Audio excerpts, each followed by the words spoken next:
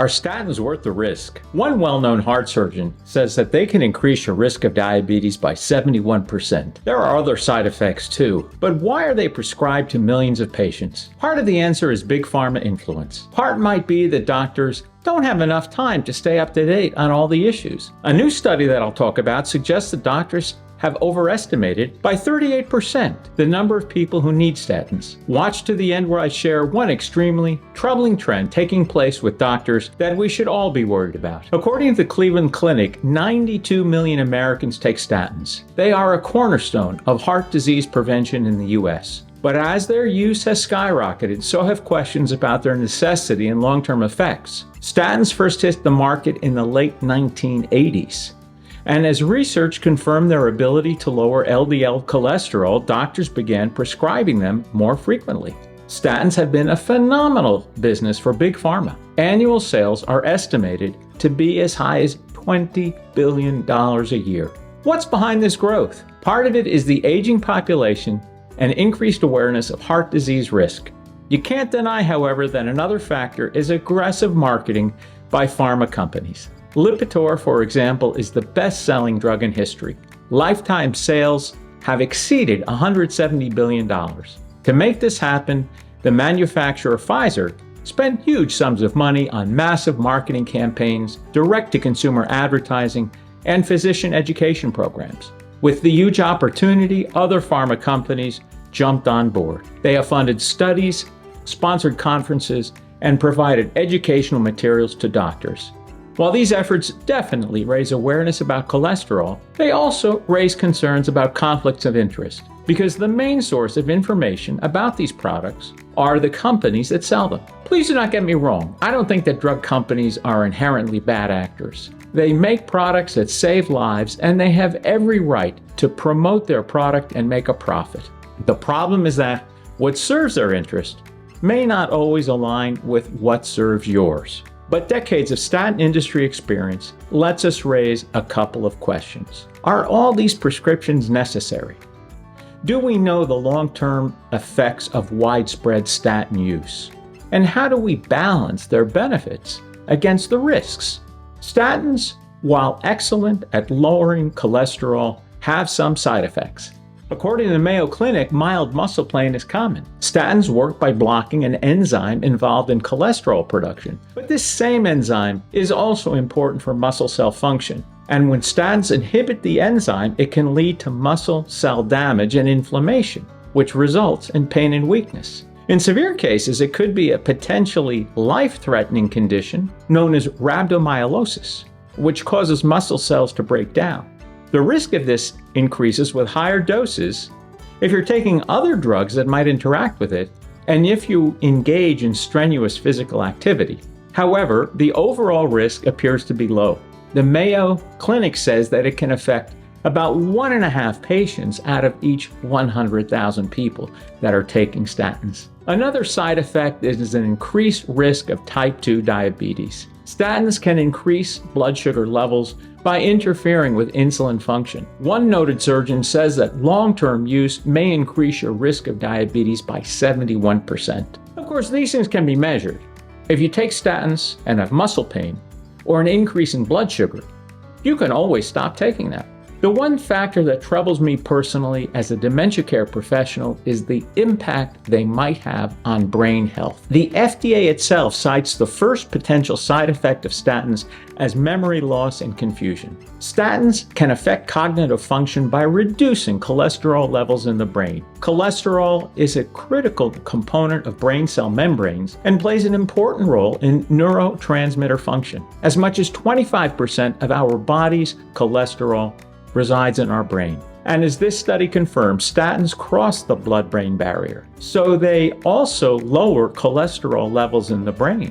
This is the thing that most troubles me. It's well established that once we show symptoms of dementia, our opportunity to recover from it is probably long gone. If you have muscle pains or high blood sugar, you can stop taking statins. But how can you know what long-term damage may be occurring in your brain because you're lowering its cholesterol? Based on a recent analysis, the rules that doctors have used to prescribe statins are outdated and probably have led to millions of unneeded prescriptions. Medical guidelines for different therapies are developed by expert panels, and doctors rely on them to diagnose and treat different conditions. Since 2013, the guidelines for statin use have been based on something called the pooled cohort equations, or PCE. This model considers factors like age, sex, race, cholesterol levels, blood pressure, and smoking status to estimate your risk of cardiovascular disease. However, new thinking suggests that the PCE model overestimates cardiovascular risk for certain groups, leading to unneeded prescriptions. There's an alternative model called the PREVENT model that was introduced in 2023. PREVENT builds upon the PCE model by incorporating extra factors like body mass index, diabetes complications, chronic kidney disease, social deprivation, and family history of premature heart disease. It provides a more comprehensive and accurate picture of your risk for heart disease. And according to this article in the JAMA Network, if doctors were to use PREVENT equations instead of the PCE model, the number of people needing statins would fall from 45 million to 28 million. That's a reduction of 38%. Millions of people who could potentially avoid the medication and its associated risks. One constant challenge doctors face is the need to stay abreast of the latest information. But frankly, I wonder how they make that happen given the number of patients they have to treat. There are pressures facing doctors today that could be dire for our health. We can imagine a doctor having all the time in the world to review our situation, answer our questions, and give us their best personalized recommendation. The reality, however, often falls short of this ideal. As this survey, commissioned each year by the Physicians Foundations, disclose, doctors are simply burned out. They see on average 20 patients a day. That translates roughly to about 20 minutes per patient visit. And this brief window has to include reviewing your medical history, conducting exams, discussing symptoms, and figuring out treatment plans. 60% of doctors say they are burned out compared to 40% before the COVID pandemic. Possibly the greatest driver of this is the move toward consolidation of the healthcare industry. Private equity firms buy up doctors' practices and hospitals and then tighten the screws in order to generate better cash flow. The more patients they can squeeze into a day, the better. The less support staff the doctors are given, the better. This consolidation is dramatically changing the healthcare landscape. Based on this report, 70% of doctors say that the top priority for their hospital or practice group is financial gain. A lot of people want to villainize doctors, but for the most part, I think these are wonderful people who got into their profession because they want to save lives and make a difference. However, under intense time pressure, if you have high cholesterol, it's natural that doctors will default to a widely accepted protocol like a statin. They simply may not have the time to delve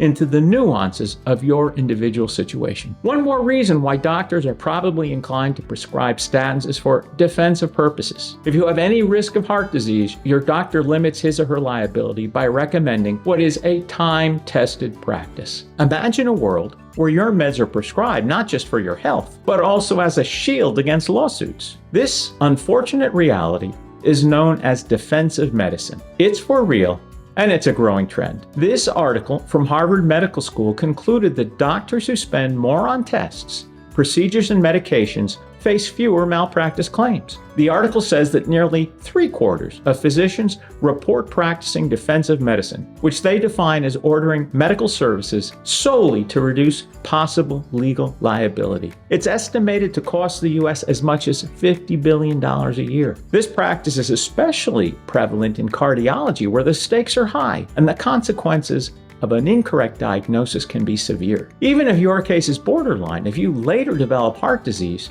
your doctor can point to the statin prescription as evidence that they took appropriate preventive measures. Just look at these posts from the websites of personal injury law firms. If your loved one has a heart attack and your doctor did not recommend statins, these attorneys would be all over the case. The fear of malpractice suits is a real concern for many doctors. With statins having a well-established role in lowering cholesterol, they're an easy choice for doctors looking to demonstrate due diligence. If I were a doctor, I would probably do the same. When all is said and done, if you and your doctor decide that statins are right for you, I urge you to make it a comprehensive approach that includes a healthy diet, regular exercise, and stress management, as all these can significantly reduce heart risk factors. In fact, some sources suggest that these lifestyle changes can be as powerful as statins in lowering cholesterol and improving overall heart health. You've heard this before on my channel and elsewhere. Countless studies such as these confirm that exercise, both aerobic and resistance training, produce significant reductions in total cholesterol. Diet also is a no-brainer. The Mediterranean diet, rich in fruits, vegetables, whole grains, and healthy fats, has been shown to improve your heart health and reduce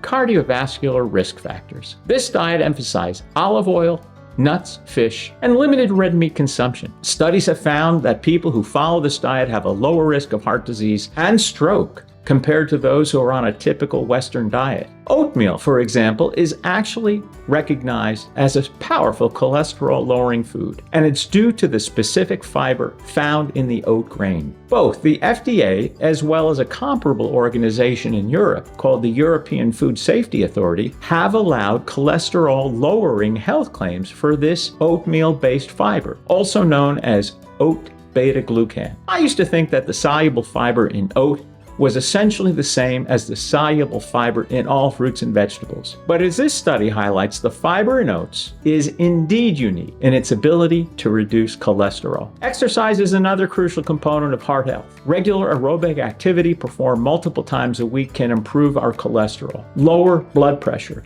and help manage weight. The American Heart Association recommends at least 150 minutes of moderate intensity exercise or 75 minutes of vigorous intensity exercise per week for optimal heart benefits. And stress is often overlooked, but also plays a significant role in heart health. Chronic stress is a known risk factor for cardiovascular disease. Consider techniques like meditation, deep breathing, and yoga, as they can help reduce stress levels and improve overall well-being. Finally, adequate sleep is essential for a healthy heart as well as our overall health, and there are many studies linking poor sleep to increased risk of heart attack. You get the picture. My goal in this video is not to provide medical advice, but to highlight issues of concern that you can use, if you care, to inform your own decision making. I have slightly high LDL cholesterol, and my doctor has told me to take a statin, and I have elected not to do so. My personal desire is to try as hard as I can to control my cholesterol by other means before I go the statin route. What are your thoughts? Do you think statins have been overprescribed? Are you concerned about the risks? So let's wrap this up. 92 million Americans take statins. The size of the statin market is estimated to be as big as $20 billion a year. Reasons for the explosive growth include aggressive pharmaceutical company marketing, outdated guidelines, the limited time that doctors have with their patients, and even fear of malpractice suits. Statins do indeed lower your cholesterol. Side effects include higher risk for diabetes, muscle pains, and a very troubling potential, in my view, to reduce the cholesterol in your brain, which could fuel cognitive decline. Consolidation in the industry is forcing doctors to see more patients. 60% of doctors feel overworked, and 70% feel that the top priority of their hospital or physician group is profits. If you choose to take statins, do everything you can to control your cholesterol through basic common sense approaches like exercise, better diet, and stress reduction. Always talk to your doctor before undertaking any significant changes in your situation. Thank you for watching, and please see the other videos in my channel, all devoted to how you can take the best care of yourself and your loved ones.